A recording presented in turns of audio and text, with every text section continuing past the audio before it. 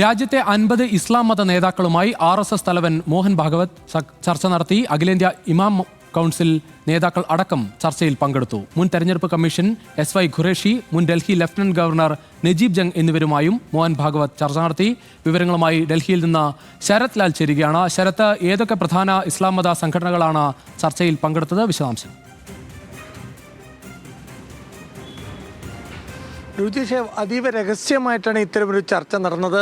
സ്വാഭാവികമായിട്ടും ഇതിൽ നിന്ന് വാർത്തകൾ പുറത്തു വരുന്നത് ഓൾ ഇന്ത്യ ഇമാം കൗൺസിൽ അധ്യക്ഷൻ, അതേപോലെ തന്നെ ഡൽഹി ഇമാം, ബീഹാറിൽ നിന്നുള്ള 2 മതപണ്ഡിതന്മാർ, UP യിൽ നിന്നുള്ള പ്രധാനപ്പെട്ട മതപണ്ഡിതൻ, ഷിയ വിഭാഗത്തിൽ നിന്നുള്ള റെപ്രസെൻറ്റേറ്റീവ്, തൽ ഖബീർ വിഭാഗത്തിൽ നിന്നുള്ള നേതാവ് തുടങ്ങിയവരാണ് പങ്കെടുത്തത് എന്നാണ് നമുക്കിപ്പോൾ ലഭിക്കുന്ന വിവരം. ഏതായാലും RSS സർസംഘചാലന് പുറമെ, മോഹൻ ഭാഗവത്തിന് പുറമെ RSSന്റെ 2 മുതിർന്ന നേതാക്കൾ കൂടി, മുതിർന്ന ഭാരവാഹികൾ കൂടി യോഗത്തിൽ പങ്കെടുത്തിട്ടുണ്ട്.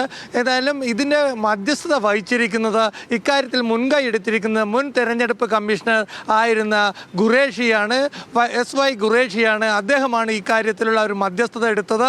ഈ ഇസ്ലാമിക പണ്ഡിതന്മാരെയും മത നേതാക്കളെയും RSSുമായി കൂടിക്കാഴ്ചക്കും ചർച്ചകൾക്കും വഴിയൊരുക്കുന്ന അദ്ദേഹമാണ്. 2.5 മണിക്കൂറിലധികം സമയം ചർച്ച നീണ്ടു നിന്നു എന്നാണ് നമുക്ക് ലഭിക്കുന്ന വിവരം. രുചീഷ്. ശരി ശരി.